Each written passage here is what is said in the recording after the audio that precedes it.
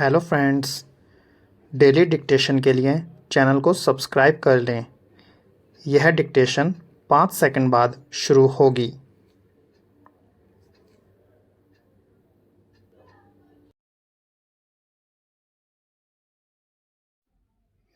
Start. सभाध्यक्ष जी, किसी भी देश के सामाजिक, आर्थिक और राजनीतिक विकास में शिक्षा का विशेष महत्व होता है। शिक्षा मानव गुण को उजागर करती है। शिक्षा के माध्यम से समाज में व्याप्त रूढ़िवाद, कुरीति, अंधविश्वास और दूसरी बुराइयों को दूर किया जा सकता है। शिक्षा प्रगतिशील समाज की रचना में योगदान प्रदान करती है। भाग्यवादिता और हीन भावना का अंत हो जाता है, जिससे मनुष्य में आत्मविश्वास पैदा होता है। यद्यपि आज गतिविधियां अत्यंत तीव्रगामी हैं, जीवन की गतिशीलता में शिक्षा कठोरक का कार्य करती है। आज प्रतिस्पर्धा में आगे बढ़ने के लिए शिक्षा का उपकरण अति आवश्यक हो गया है। शिक्षा का ज्ञान प्रसार विकास का रास्ता प्रशस्त करता है। मानव आज शिक्षा की सहायता से ज्ञान विज्ञान तकनीकी क्षेत्र में आगे बढ़ते हुए धरती से अंतरिक्ष में पहुंचकर ग्रह नक्षत्रों की खोज कर रहा है। प्रकृति पर विजय पाने का स्वप्न शिक्षा के माध्यम से साकार हो सकता है।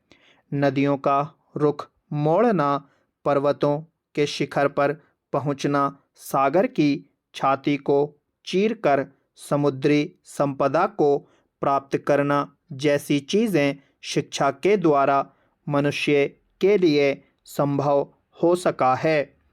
जनतांत्रिक मूल्यों की प्रतिस्थापना और राष्ट्र के विकास की राह में निरक्षरता को सबसे बड़ी अड़चन मानते हुए ही संविधान में उसको जड़ से दूर करने के लिए पवित्र संकल्प लिया गया था।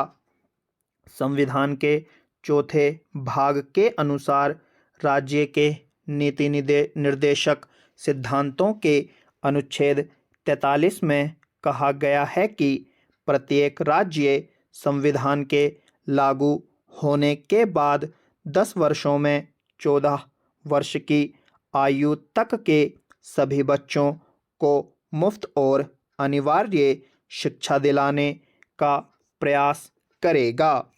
लेकिन संविधान लागू हुए लंबा अरसा बीत चुका है, फिर भी अब तक देश में बहुत से बच्चे अशिक्षा के अंधकार में भटक रहे हैं। प्राथमिक शिक्षा शिक्षा रूपी इमारत की पहली मंजिल होती है। माध्यमिक और उच्च शिक्षा इमारत की दो अलग अलग मंजिल हैं। माध्यमिक और उच्च शिक्षा दोनों प्राथमिक शिक्षा की पहली मंजिल पर खड़ी हैं। सभाध्यक्ष महोदय, अगर नीचे की मंजिल कमज़ोर हो तो इमारत अधिक समय तक टिकी नहीं रह सकती। इसीलिए प्राथमिक शिक्षा की महत्वपूर्ण भूमिका को नकारा नहीं जा सकता। जीवन के उत्थान के लिए शिक्षा अत्यंत आवश्यक है। यह शरीर के लिए मानसिक भोजन के बराबर मानी जानी चाहिए। शिक्षा बिना शरीर का विकास अधूरा रहता है। जब हम पीछे मुड़कर देखते हैं तो पाते हैं कि ब्रिटिश शासन के दौरान प्रारंभिक शिक्षा के प्रति घोर उदासीनता थी। भारतीय राष्ट्रीय कांग्रेस ने सन 1985 में अपनी स्थापना के बाद से प्रारंभिक शिक्षा पद्धति की अनिवार्यता और उसकी समस्याओं के प्रति सरकार का ध्यान आकृष्ट किया था। सबसे पहले 6 से 10 वर्ष तक की आयु के बच्चों को अनिवार्य शिक्षा देने का विधेयक विधान परिषद में पेश किया था।